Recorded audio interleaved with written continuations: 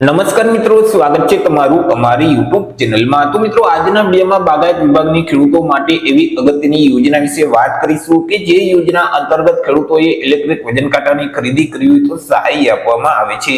યોજના વિશે તમામ માહિતી આજના વિડિયોમાં મેળવી લેશું, પરંતુ તે પહેલા વિડિયો ગમે તો લાઈક ને શેર કરી દેજો, ચેનલમાં નવા હો તો ચેનલને સબસ્ક્રાઇબ કરી દેજો।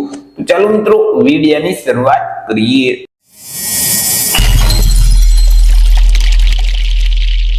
તો સૌથી પહેલા મિત્રો આપણે વાત કરી લેશું આજે વજન કાંટાની ખરીદી માટે સહાય આપતી યોજના છે તે યોજનાનો મુખ્ય હેતુ શું છે।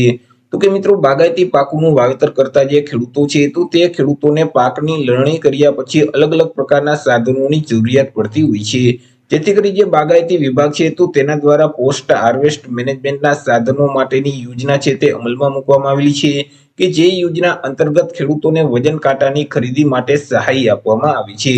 વાત કરી લઈએ આપણે યોજનાના લાભ વિશે કે આ યોજનાનો લાભ છે તે કોને કોને મળવાપાત્ર થશે। તો કે યોજનાનો લાભ છે તે રાજ્યના કોઈ પણ વર્ગના ખેડૂત ખાતેદારોને મળવાપાત્ર થશે। પછી તે કોઈ પણ વર્ગના ખેડૂતો હોય, SC category, ST category, OBC, EWS કે સામાન્ય રાજ્યના કોઈ પણ વર્ગના ખેડૂતો આ યોજનાનો લાભ છે તે મેળવી શકશે। મિત્રો, અહીં યોજનાનો લાભ છે તે દર 5 વર્ષમાં એક વખત મેળવી શકાય છે, એટલે કે એક વખત યોજનાનો લાભ મેળવી લીધા પછી તે ખેડૂત ફરીથી 5 વર્ષ પછી આ યોજનાનો લાભ છે તે બીજી વખત મેળવી શકશે। મિત્રો, અહીં સહાય વિશે વાત કરીએ કે યોજના અંતર્ગત ખેડૂતોને કેટલી સહાય આપવામાં આવે છે।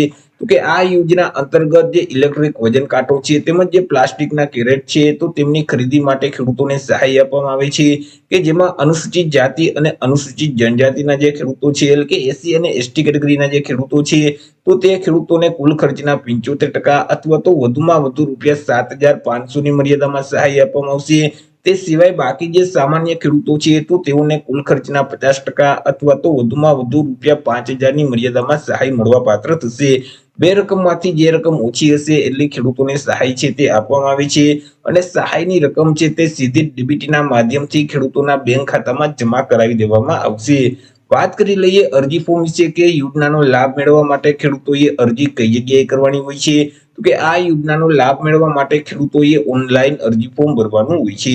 ઓનલાઈન અરજી ફોર્મ જે આઈ ખેડૂતનું પોર્ટલ છે, એટલે કે iKhedoot.gujarat.gov.in નામની જે વેબસાઇટ છે તે વેબસાઇટ ઉપર જઈ ખેડૂતોએ ઓનલાઈન અરજી કરી દેવાની રહેશે।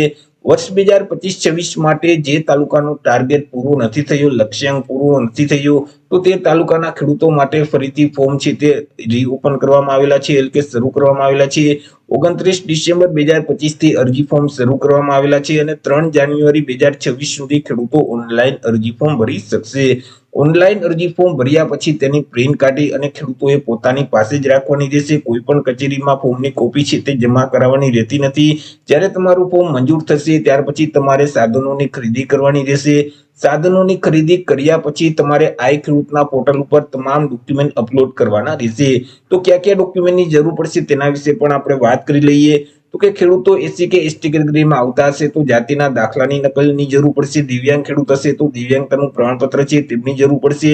રેશન કાર્ડની નકલ છે, આધાર કાર્ડની નકલ છે, બેંક પાસબુકના પ્રથમ પાનાની નકલ અથવા તો રદ કરેલ ચેક છે, ત્યાર પછી ગામ નમૂના નંબર 7/12/8 ના ઉતારાની નકલ છે, સંયુક્ત ખાતેદાર હોય તો અન્ય ખેડૂતનું સંમતિ પત્રક છે અને તમે જે વજન કાંટાની ખરીદી કરેલ છે, એટલે કે સાધનોની જે તે ખરીદી કરેલ છે તેનું ઓરિજિનલ બિલ પણ અપલોડ કરવાનું રહેશે। તો જ્યારે તમને ડોક્યુમેન્ટ અપલોડ કરવાનું કહેવામાં આવે તો ત્યારે તમારે આઈ ખેડૂતના પોર્ટલ ઉપર આટલા ડોક્યુમેન્ટ ઓનલાઈન અપલોડ કરી દેવાના રહેશે। તો આવી રીતે મિત્રો, બાગાયત વિભાગની ખેડૂતો માટે અગત્યની યોજના કહી શકાય કે જે યોજના અંતર્ગત ખેડૂતોએ ઇલેક્ટ્રિક વજન કાંટાની ખરીદી કરવી હોય તો સહાય આપવામાં આવે છે। તો આશા રાખું છું વિડીયો પસંદ પડ્યો હશે। વિડીયો પસંદ પડ્યો તો લાઈક ને શેર કરી દેજો, ચેનલમાં નવા હોય તો ચેનલને સબસ્ક્રાઇબ કરી દેજો।